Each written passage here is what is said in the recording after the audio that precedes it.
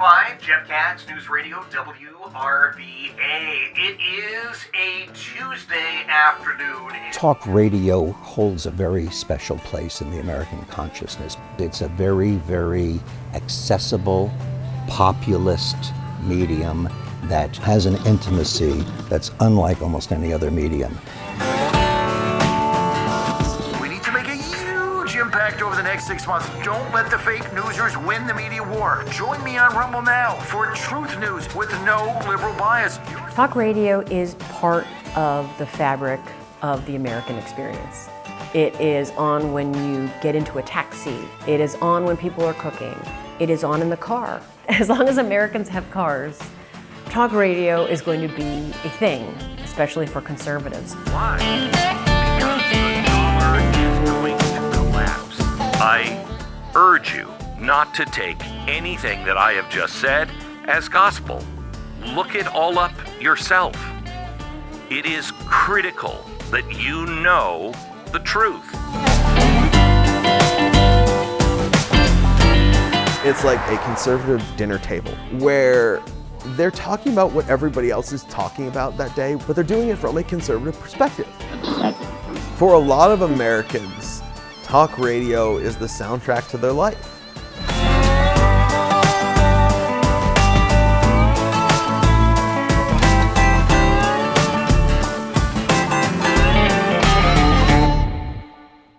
The GOP needs to talk about the following three things: crime, the border, and the economy. Right? We've been just hammering this and hammering this. It's a divisive time in America right now.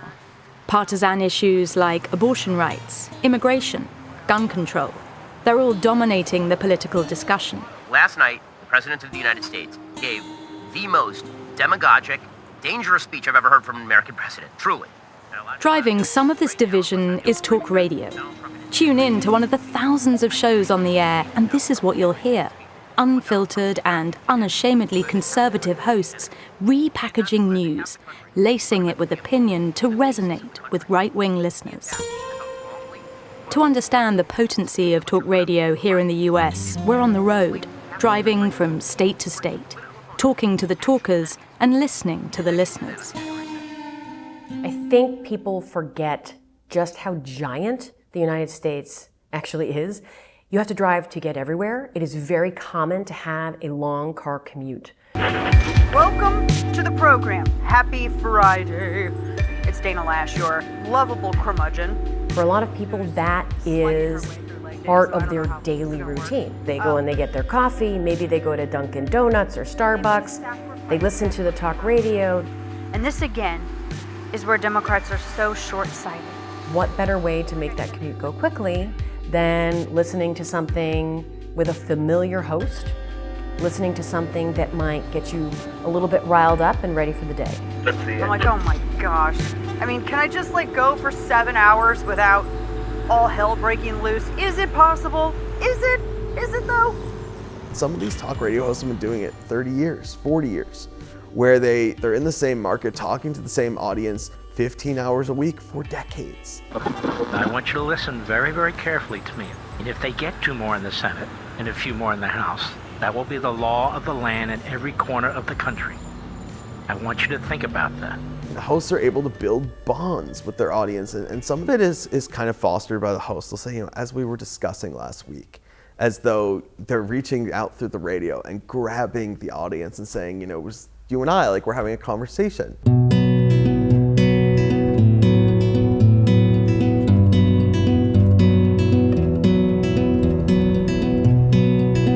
No one spends more time on the road than truckers. For hours, days, nights, they traverse this country with no one to talk to, no one to listen except the radio. Hosts become their companions, their entertainers, and sometimes their only source of news. We've come to a trucking convention in Fort Wayne, Indiana, to meet with truck driver Alex Brookhouse. Okay, I'm climbing right up. Wow, these are pretty steep.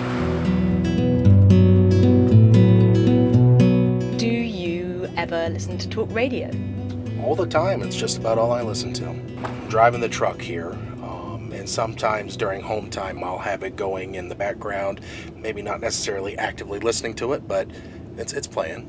And as you're driving on the road, do you find that you listen to specific hosts? I like Buck Sexton specifically. I've been listening to him for 11, 12 years. It feels like he's a friend, somebody I've gotten to know. I've never met the guy, never talked to him, but... What is it that you like about Buck? What do you get out of it? I like his interpretation on foreign policy. That's a topic that's always been important to me, and his experience as a former CIA analyst and counterterrorism expert for the New York City Police Department. It puts a no-bull kind of spin on it, and I find it useful and very resourceful. Does talk radio offer you something that you don't get from legacy media? Yes, personality. The big thing is they sometimes will bring up what's going on in their personal lives, how their children are doing, how their spouses are doing. Buck Sexton, he just got engaged. So it's things like that are fun. So I guess it is a companionship kind of thing. Yeah, like a connection. It is a connection. I'm Clay Travis. I'm Buck Sexton. And you are listening to the Clay Travis and Buck Sexton Show. I think one of the biggest misconceptions about talk radio is that all they do is blather about national politics all day, every day. They don't. They're talking about the water cooler chatter that everybody's talking about. It's just from a conservative perspective. To me, 9-month pregnancy, 7-month, 8-month, when the baby can survive outside the womb, that's murder. I think the Democrat leadership is monstrous on this issue. I mean, honestly, morally, well, they've moved monstrous. really wildly in their They build these bonds with their audience where they're really friendships. To understand its impact, you have to understand that. When they're talking about something political, it's not like somebody reading about it in the paper. It's like somebody talking to a friend about it. Whereas some folks might feel that mainstream news is inaccessible or jargony or condescending, talk radio is relatable. The notion of MSM, mainstream media, as being an enemy, that's a very frequent topic of conversation on these shows. The best examples of the worst kind of journalism you can see on MSNBC and CNN. You can see in the pages of the New York Times and the Washington Post. They, the mainstream media, have contempt for us, have contempt for our values. And by framing it as us and our values, there's a real sense of solidarity between the talk radio hosts and their listeners.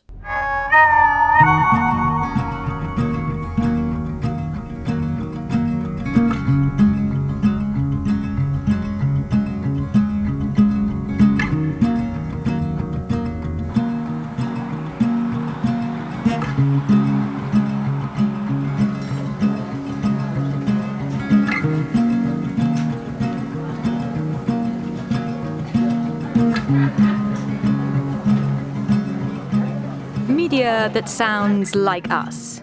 It's a phrase we've been hearing a lot from the Republicans we've talked to. This notion that conservative talk radio over the past 30 years has tapped into a segment of the American population that for decades felt unheard, at times alienated, by a mainstream media that they perceive as having a liberal bias. Prior to conservative talk radio, people who were card-carrying conservatives, people who identified themselves as conservatives, they were marginalized in the American media at large. Television, the news, the alphabet soup, ABC, NBC, CBS, were primarily moderate to left of center. And anything right of center was described as radical. Suddenly, there's this new kind of radio which is saying it's okay to be a conservative. Conservative is not only okay, conservative is better. It's like this club where they go and everybody shares their values. They want to reflect those values of social conservatism, religiosity, national defense conservatism, and kind of a muscular, aggressive foreign policy. And then fiscal conservatism, low taxes, less government. Americans are struggling right now, really struggling hard. Their taxes are about to go through the roof, because of the Biden budget. You play the hits over and over again, and the opinion of the host matters the most. You have content that is really emotional. It is capitalizing on intuition and gut feelings. It makes people angry, makes people outraged, maybe makes people fearful, but gives them a sense of what to do about it. They wanted to go to $200 a barrel, so you can't afford gasoline, and then you will cry out for the magical electric car that will not be ready because we don't have the energy capability for everybody to plug their car into the wall. Now, who is going to be receptive to this kind of content? What we know from political psychology is that, on average, social conservatives tend not to be very tolerant of ambiguity. They tend not to be very tolerant of nuance. They make decisions quickly and efficiently. They do it based on emotion and intuition. So talk radio, in all of its shtick, is kind of tailor-made for that kind of psychological profile.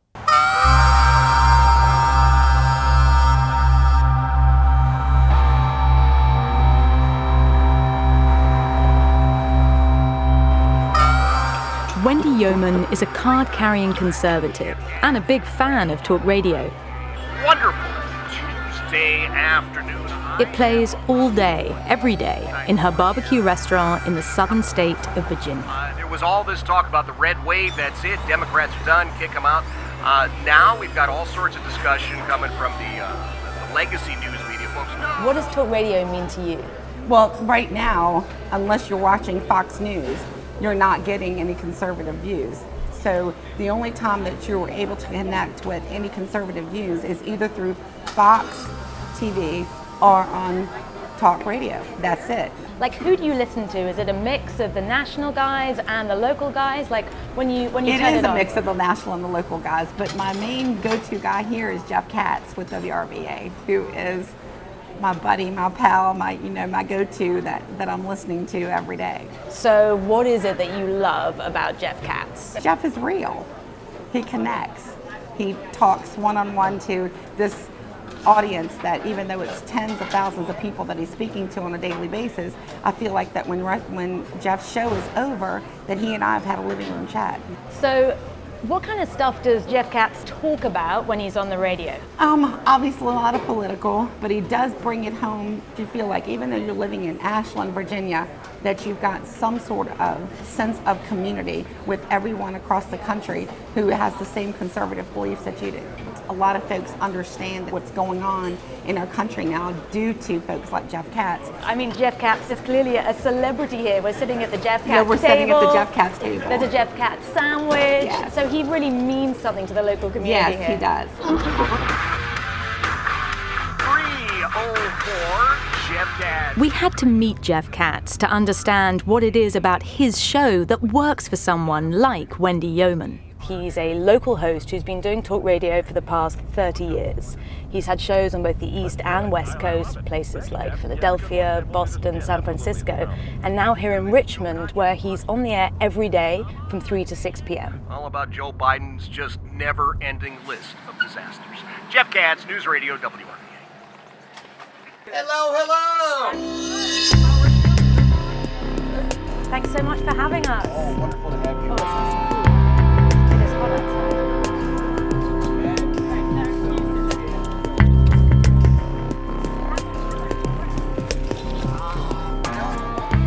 There are a lot of talk radio hosts out there.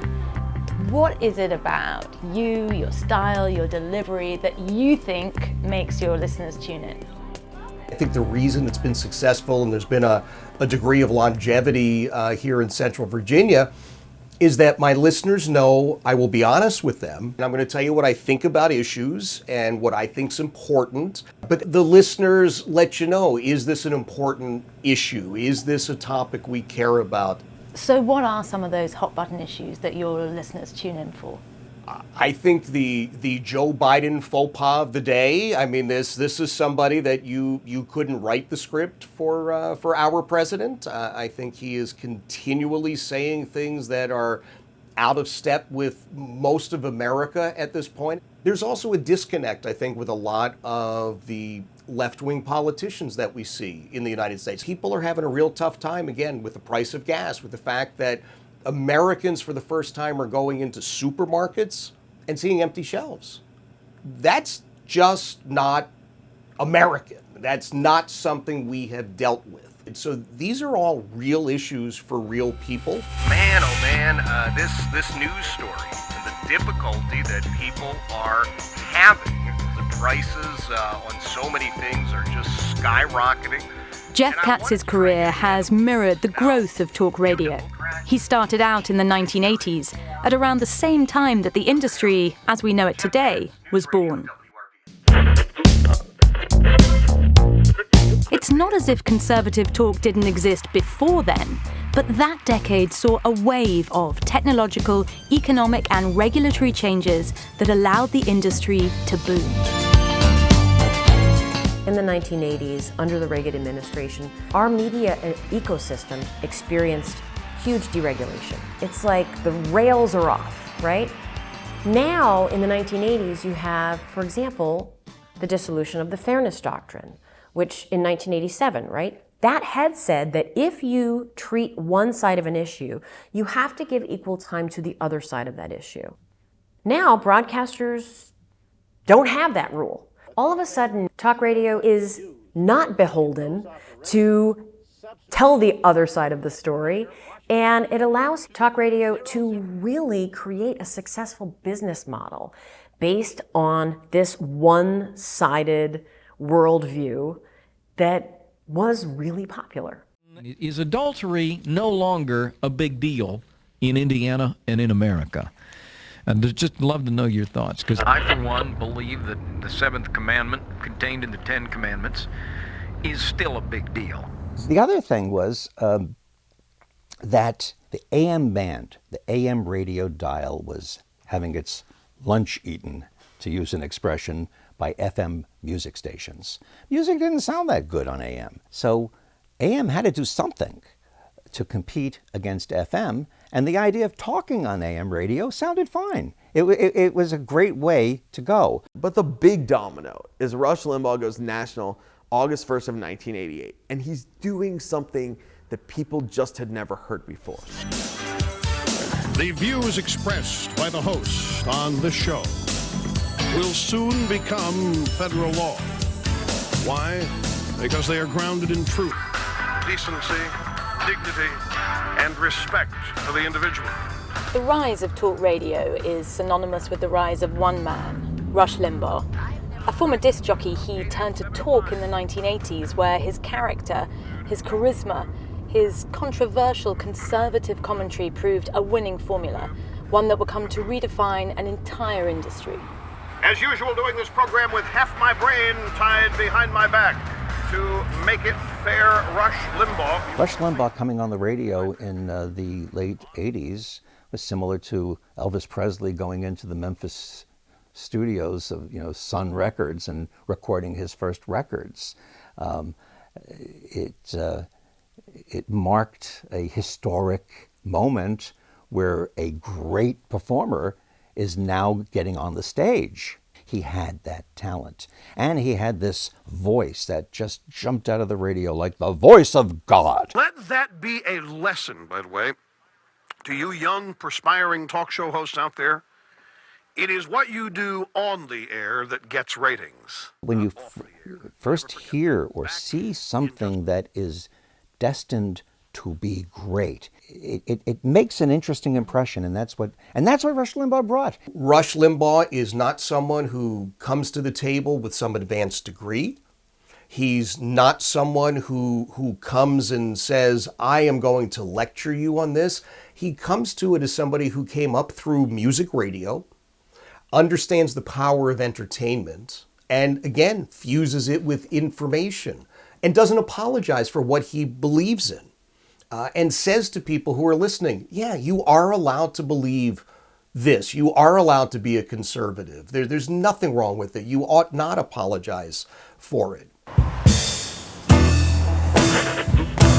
And Limbaugh never apologized. America's still not ready to elect a gay guy kissing his husband on the debate stage president.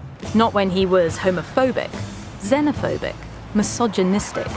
Not even when his punditry was poisonous. It makes her a slut, right? Makes her a prostitute. She wants to be paid to have sex. And rather than offending his listeners, that rabid rhetoric is what many tuned in for. The main goal is to keep you tuned in some way, to provoke emotion in some way. How many of you guys, in your own experience with women, have learned that no means yes if you know how to spot it? It can be enraging you. It can be kind of pulling at your heartstrings sometimes. It can be funny. It can be, screaming. A recently remixed version of I'm a Philanderer. And after this, my friends, we're going to offer liposuction to those of you who need it. Oh, well, I'm the type of guy. Perhaps Limbaugh can be thought of as sort of the initial Republican populist leader. He wasn't a lawmaker per se, but the spirit of populism was embedded in what he did. The notion that the people are the voice, that elites are corrupt, that institutions are corrupt, that we need real, pure, moral people to be the voice that guides the country. That's Limbaugh. And Limbaugh says people listen to the radio for three things: entertainment, entertainment, entertainment. Freedom is killed off by people claiming that the greater good or the general will or the betterment of the community requires speech patrol. I think one of the biggest problems in conservative media is that the hosts see themselves as entertainers. They wake up in the morning and the question driving them is, how can I put on the best show today that I possibly can? And the audience doesn't see them that way. The audience sees them as a factual, rigorous, news source. And therein lies the rub. Are talk radio hosts out to entertain, inform, or inflame? And can their listeners even tell the difference? And look what we have now. We have a man who can barely speak and think. We have a number two who has the mind of a third grader herself. Shelley Perkins is in advertising, but she works part-time as a Lyft driver, spending hours in her car listening to the radio. I'm Shelley, nice to meet you. Come, let's sit. So what do you get from a talk radio host? Is it that you get entertainment, or is it that you're getting your news? Yes, it's both. It's both. But I think what I do in particular is that I'm deciding, based on other sources, how much of what they're saying is factual and how much is their opinion. I think you have to have a healthy dose of skepticism to understand that everybody has an agenda. I'm just afraid that people in general don't understand that. Yeah, and in talk radio, that line between fact and opinion, between journalism and entertainment, it's very blurred, right? Yes, and it's definitely easier just to go with whatever Glenn Beck said, or Rush Limbaugh. It's just easier, right? Because they're so compelling. If you can look at it like it's entertainment and get nuggets of information that are valuable to you, then I think that's the healthy way to consume any media right now. Talk radio show hosts hide behind the idea that they're entertainers, because they are, but they're influential entertainers. If you set out to deceive, then you're hiding behind entertainment in a way that doesn't hold water in my book. But if you are entertaining, but you are telling the truth, then that's okay.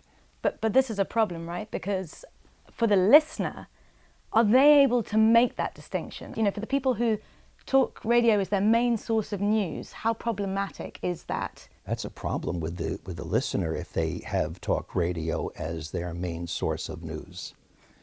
That's not talk radio's fault. People have to understand how to consume media. I consider that to be as much the public's responsibility as it is the host or the politician.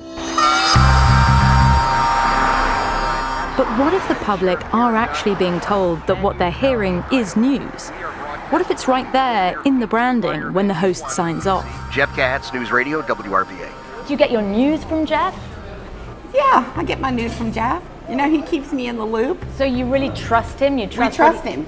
Yeah, and he's helped a lot of folks who didn't feel like they were as well educated in the national front. I think he has now educated those folks and is bringing it to their kitchen table. America is going through a very divisive time at the moment. You've got some major partisan issues. You've got we do. Abortion rights, you've got gun control, you've got Trump's stolen election narrative, you've got immigration, like so many things. Do you think that when Jeff Katz talks about these kind of things, it makes you think? Not only does it make you think, it makes you believe. I think that folks who maybe at one time didn't necessarily believe that it was as bad as it appeared, now they do understand that it's important that they get out and they vote. And I think that more and more people are doing that these days because of talk radio. So does Jeff influence how you think about the world, Of about course. political issues, how you vote? Of course, without a doubt, without a doubt. There you have it, the power of talk radio.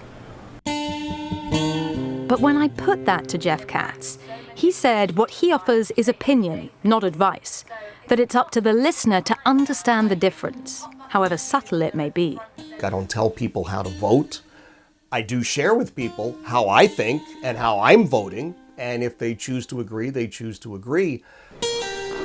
But for your listeners, I mean, a lot of them, talk radio is their primary news source. Do you think they see the differentiation between being entertained and being given information? Well, I think it's, here's one of those 10-cent words. I mean, I think it's a mélange. I think really people understand that if you're going to devote time to listening to me, I have to make it entertaining. Am I going to get anybody to listen for all 3 hours? That's a tough putt. That's a really, really difficult thing. So it has to be entertaining, but again, it is informative. Radio and talk radio in particular is an art form, and it's an entertainment-based means to deliver information. An art form painted with the broadest of brushstrokes. One that has proven incredibly lucrative. No one's looking at this economy right now and thinking to themselves, yeah, they've done a really good job. And in fact, quite the opposite. And Biden is just living in an alternate universe where he reads whatever the advisors around him put on the screen. He has no idea what's going on. This is a man. The combination of informing or inflaming alongside entertaining pays. For media execs, it's a win-win. Cheap talk that sells big. But for the hosts themselves, is it about making money or is it about the ideology? Give me a break. It's all bottom line. It's all bottom line. When people complain that, oh, these corporations are trying to influence the political, they don't care about the political election. I mean, they may individually care or whatever, but all of the big-time conservative talk show hosts that exist today will lose their jobs when or if the tide changes and liberal talk radio is suddenly selling better than conservative talk radio.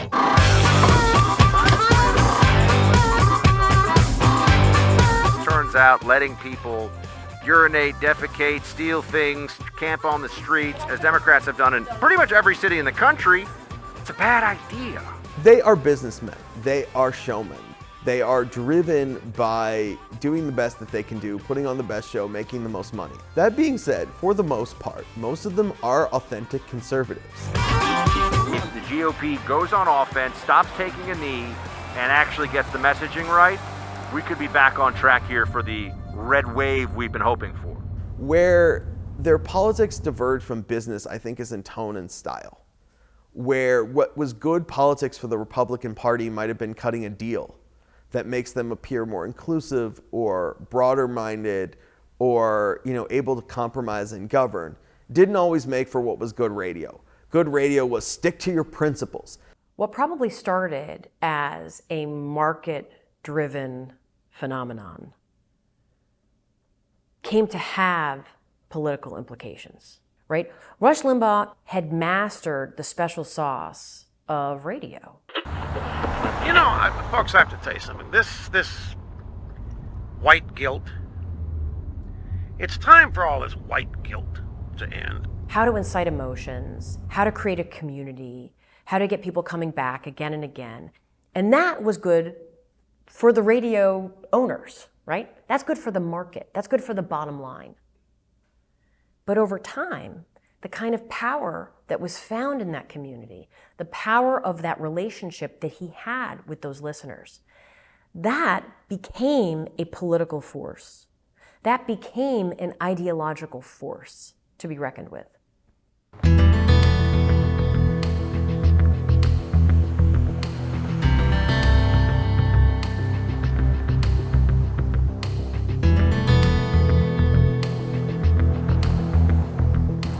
No one can deny talk radio has proven exceptionally beneficial to the Republican Party, both as a megaphone for right-wing talking points and as a machine for ginning up the base. But as the industry took hold and hosts' influence over conservative voters grew, so too did their impact on the party's politics, sometimes to its detriment. Talk radio was really, really useful to the Republican Party in like the 90s. I think that over time it has become less and less useful, and if anything, it's more of a hindrance today than it is a help, because they're more worried about playing to the audience and not losing the audience than what is good for the Republican Party. When Republicans have a responsibility to govern, it goes poorly because that requires compromise, it requires nuance, and those are bad things for conservative media. I would not want to be a mainstream Republican lawmaker right now. I think it would be very hard to be a moderate Republican in this climate. When you have conservative media, conservative talk radio, setting an agenda that is a very disciplined, no compromise agenda, it's going to make the job of a moderate lawmaker very difficult.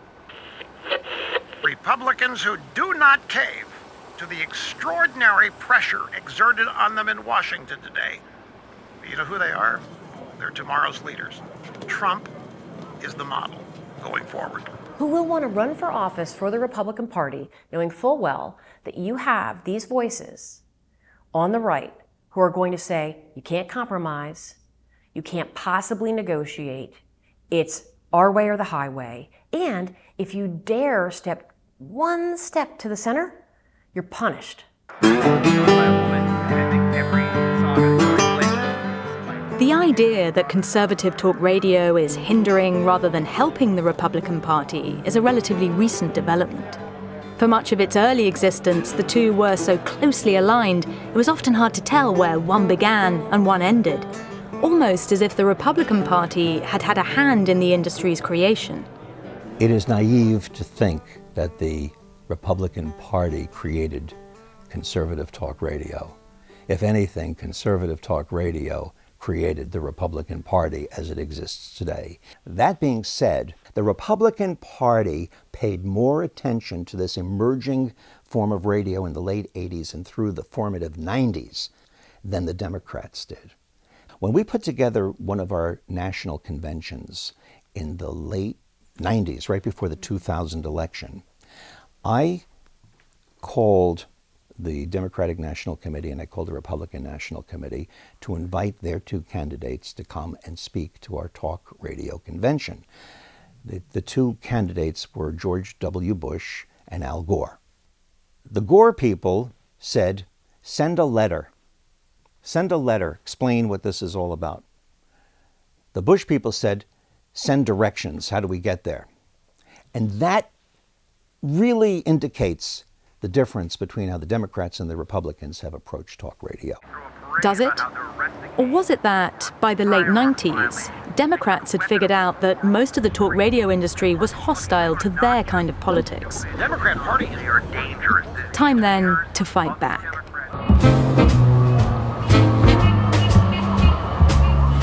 Broadcasting from an underground bunker 3,500 feet below Dick Cheney's bunker, Air America Radio is on the air. It's not as if the left hasn't tried talk radio. Liberals, realizing that they were missing out, brought in some serious muscle to try and level out the playing field. Folks, you and I know that the radical right wing of the Republican Party has taken over not just the White House, the Congress, but even and perhaps most insidiously, the airwaves. Air America was launched here in New York in 2004, but the experiment, the investment in progressive talk radio, didn't exactly pay off. Well, part of it has to do with the style and delivery of the liberals. They're not funny and they're not nice. Our friends on the right, and they are our friends, except for the ones who aren't. And we saw that with this epic fail of what was called Air America. Wall to wall with the greatest liberal personalities in America. And they were terrible. They weren't fun to listen to. They weren't interesting. Conservatives have played very well in talk radio because there is a very real understanding of radio as a medium. And I think that has been the obstacle for liberal talk show hosts who have thought it is all about the issues and we've got to hammer the issues. Today is both an ending and a beginning. An end to the right-wing dominance of talk radio, the beginning of a battle for truth. They were reading scripts. They were reading scripts with political doctrine. And I remember turning to the person next to me and go, that's it, forget it. Because you don't read scripts on radio and you don't read scripts on talk radio. It had nothing to do with, hey, here we are, what a world, da da da. It was, here's what's wrong with the Republicans, and it was doomed to failure. If you put Bush 1 and Bush 2 together, in the more than 7 years that they've been presidents, they have not created one new net job. They also were not really great at that threat-oriented, really decisive, efficient, hyperbolic content that Rush Limbaugh did so well. That's one. Two, is there a market for that talk radio outrage format among socially or culturally liberal listeners? Maybe not, right? If you're talking about people who tend to really prioritize sort of nuance, they like thinking, they like riddle solving, they like coming to their own conclusions. So on both the side of production and the side of reception, it's just not a great fit. What's important about Air America is that it reinforces the sense among people in the radio business that liberal radio can't work, that for some reason this is conservatives only. And the real truth is, I think if a Limbaugh-level town had come along, they could have done successful liberal radio. But the barrier to entry was very high because conservatives colonized it first. Conservatives got there first. Wall Street, see this down here. Conservatives may have been the first to tap into talk radio's potential, but there's always been a fair amount of other content on the airwaves, not exactly in the same mold, but offering liberal listeners what they want to hear. This is Weekend Edition from NPR News. I'm Scott Simon. Thank you for joining us. There is liberal talk radio. National Public Radio and the entire spectrum of public radio, but because conservative talk radio is so controversial and it has so many enemies and so many detractors and so many fans, it gets the buzz. It has a louder voice. It has a gigantic voice. And as a result, it seems to be the dominant form of radio dominating American politics, when all it is a form of radio that's giving a large segment of the American population a voice. By the way, if you think you live in a free country, you don't. You live in a soft authoritarian state. Part of the reason conservative talk radio seems so loud is because its messaging has moved well beyond its original medium. It's now a central part in a much larger talk media industry. The templates, the topics, even some of the hosts travel between platforms, a revolving door of right-wing rhetoric. Talk radio for a long time was the only supermarket in the town, which meant everybody had to shop there. If you were a Republican politician and you wanted to reach your base voters, you had to go to conservative talk radio. Well, then along comes cable news. So what we have is an old, decrepit president who can barely shuffle his feet, can't read a teleprompter, prefers a phony Oval Office to the real Oval Office, and everywhere Americans are looking, they are faced with the reality every single day of the consequences of all of Joe Biden's policies and the failures of those policies. Along comes Breitbart and Town Hall and Red State and all these digital platforms. And in one sense, it diminishes the importance of talk radio because they're no longer the only guy in town. But in another sense, it's actually not like competitor supermarkets open, but other branches of the same supermarket. And the message is basically the same from talk radio, from television, from the internet, this entire unified conservative media ecosystem. It's crucial to remember that the very same people who were there as Limbaugh got his start were there for the creation of the Fox News network in 1996. The spirit and aesthetic of Limbaugh's show became the spirit and aesthetic of Fox News's opinion shows. From Bill O'Reilly to Sean Hannity to Tucker Carlson and Laura Ingraham, these are all hosts who are operating in the shadow of Rush Limbaugh, who are trying to emulate that same genre.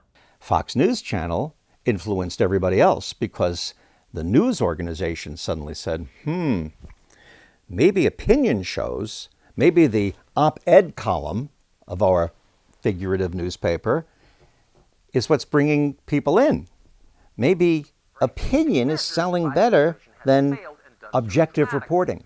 Biden isn't simply incompetent, though obviously he is. Biden is the single most destructive force in the history of the United States. And that's the basis of where we are right now.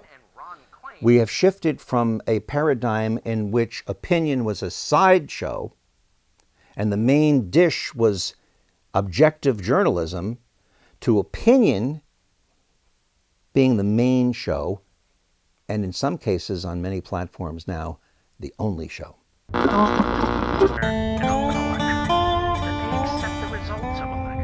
The Democrats are crooked, they are corrupt, and they are cheats. That's the way the Democrat Party has been since its founding.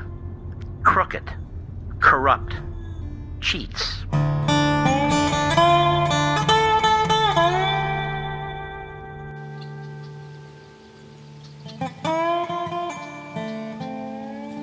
A lot has changed over the past 3 decades.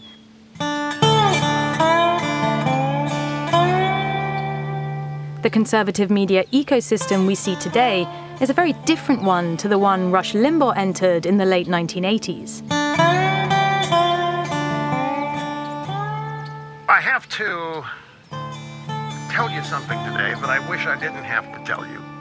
I have been diagnosed with advanced lung cancer. When Rush Limbaugh died, much was made of his legacy, the impact that he and the industry he helped pioneer has had on reshaping American conservatism, and by implication, American society and politics. The problem is, when you have a conservative political talk radio or political media ecosystem that is constantly banging the drum, that this is how our team thinks, this is what we believe, this is how we conduct our business, this is how we talk, everything else is unacceptable, it gives the impression that there is no room for compromise, that there is no room, it's a zero-sum game, and that's not how democracy works. So right now, as much as we're divided at the elite level, the conservative media ecosystem makes it seem as though we are far more divided than we actually are.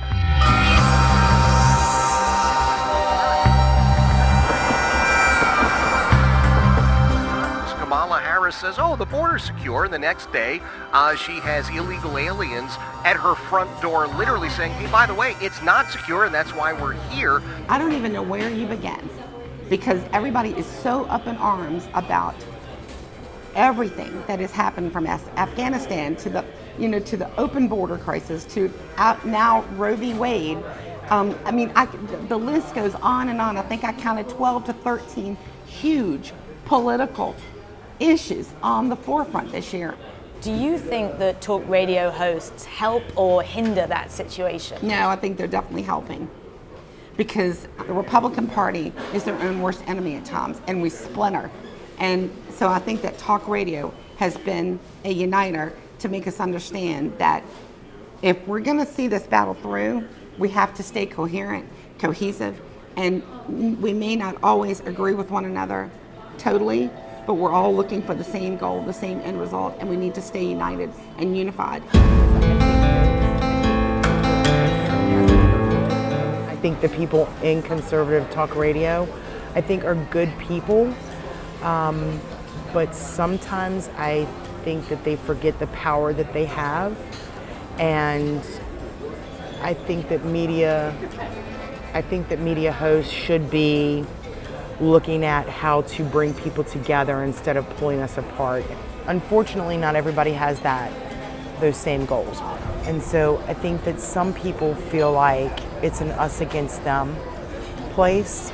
Yeah, and do you think that talk radio hosts can almost play into that divisiveness? They can make it worse? I think some, on both sides, whether it's conservative talk radio or a more liberal newscast.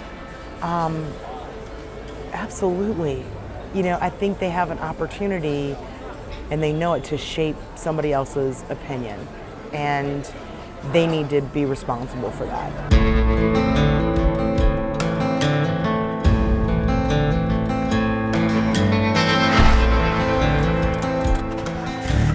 Can we all file a class action complaint, not only against the people who enter the country illegally, but also all of the politicians who allow for it to happen?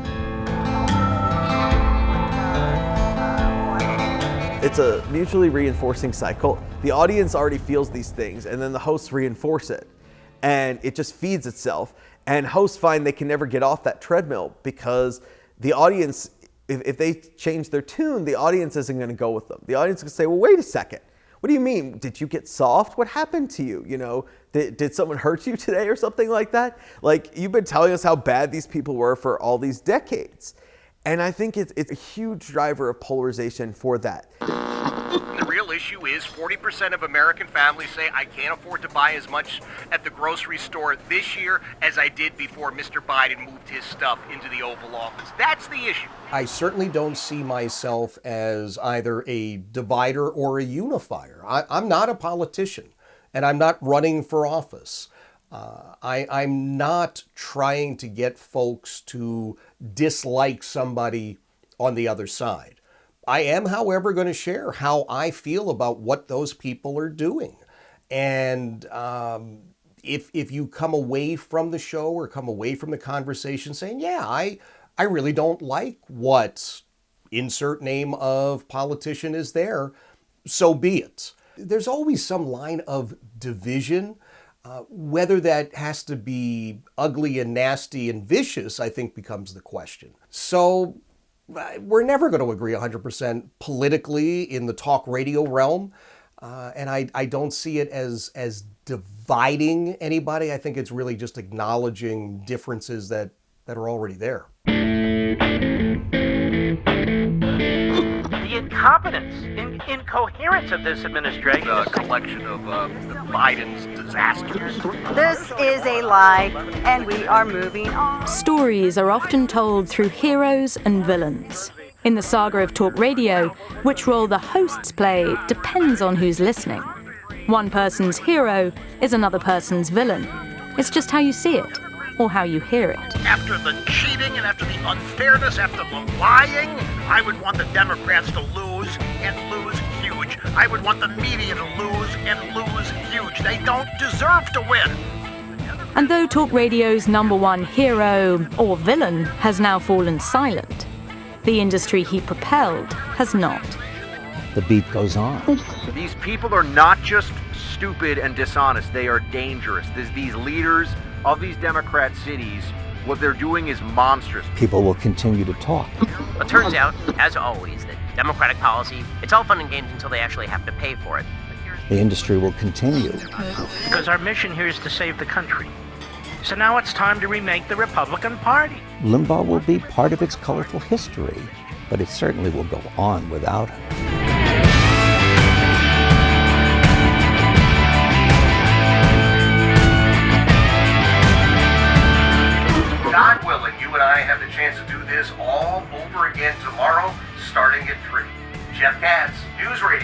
WRB.